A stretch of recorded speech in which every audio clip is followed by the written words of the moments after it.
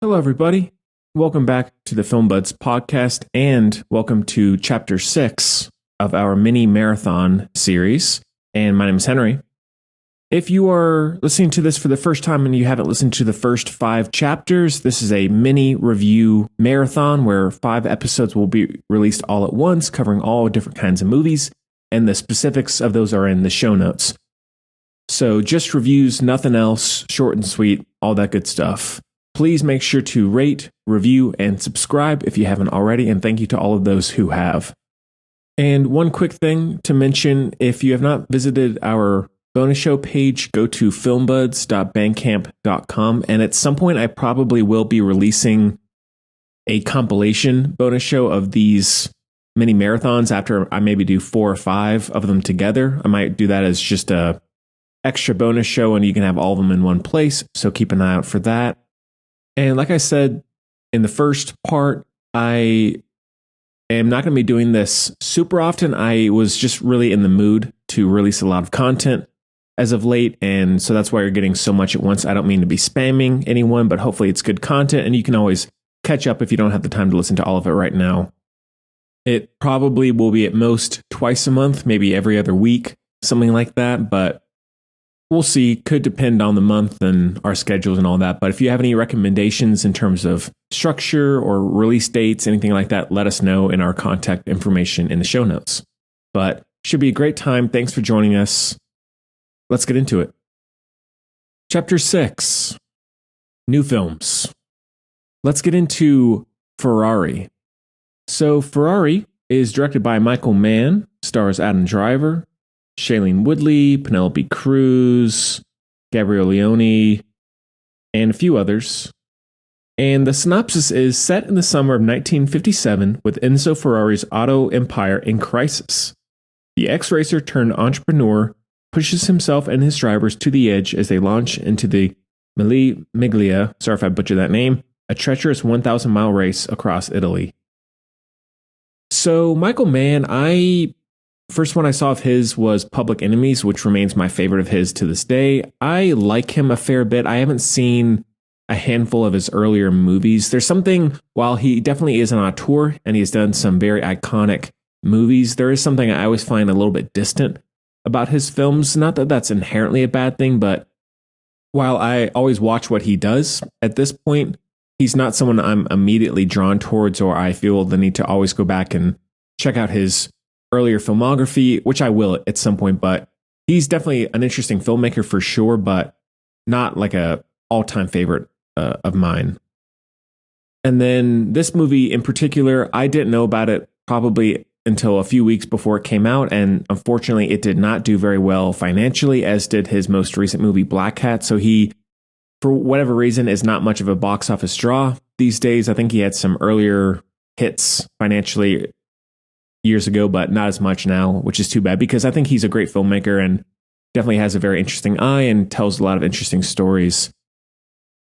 As for anyone who has listened to the show before, I'm not a car guy at all. I appreciate cars, and there's nothing wrong if you love cars or anything like that. I like classic cars and I enjoy that world, but I'm not someone who geeks out over a cool car or feels the need to have a really cool car or anything like that, which nothing against people who do. That's just personal taste of mine.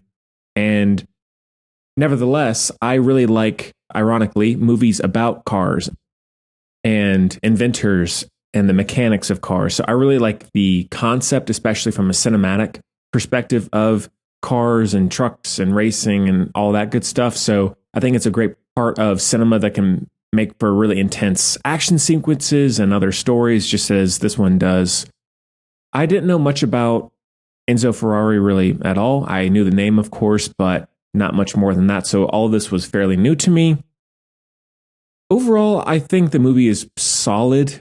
I think I like Black Hat a little bit more, and I would say most of his other movies that I've seen of his I like more than this. Public Enemies, of course, Collateral, Last of the Mohicans. This one would be middle of the pack towards the lower part of his filmography that I've seen. Still a good movie, don't get me wrong, but I found that there were parts of the movie that just dragged a little bit, that were a little generic. I think Adam Driver is amazing. It's crazy to think about when I first saw him in I believe it was called What If, the Daniel Radcliffe romantic comedy, and then in Girls, the HBO show, where he was this quirky character actor, but I didn't really see him inherently as a leading man or anything like that. And then suddenly he was in Star Wars and he's gone on to have this huge leading man career. And I think he's an amazing actor and he's done quite the variety of roles over the years. So I am a big Adam Driver fan, and he's excellent. And this does not disappoint. He captures that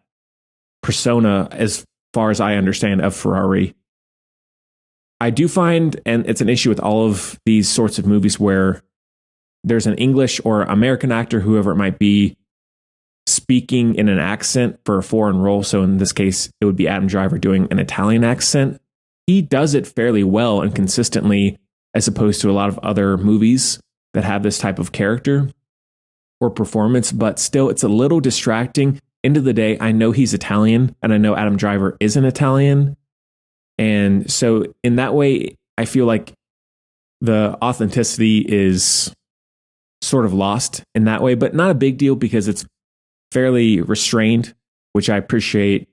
The racing scenes, Michael Mann clearly has a love of racing and automobiles. He really features that in most of his movies when he possibly can.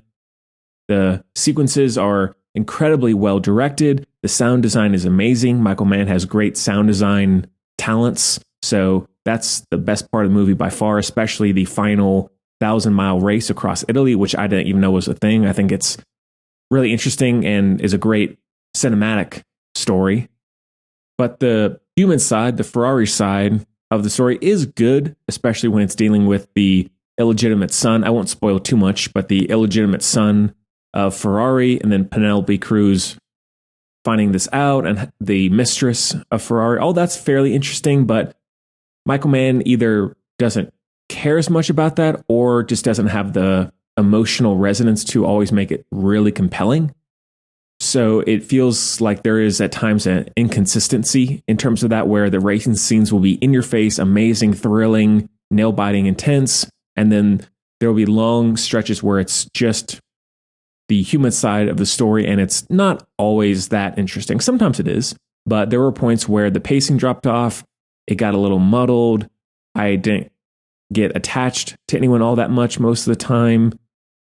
Still love Driver's performance, of course, and Penelope Cruz is amazing.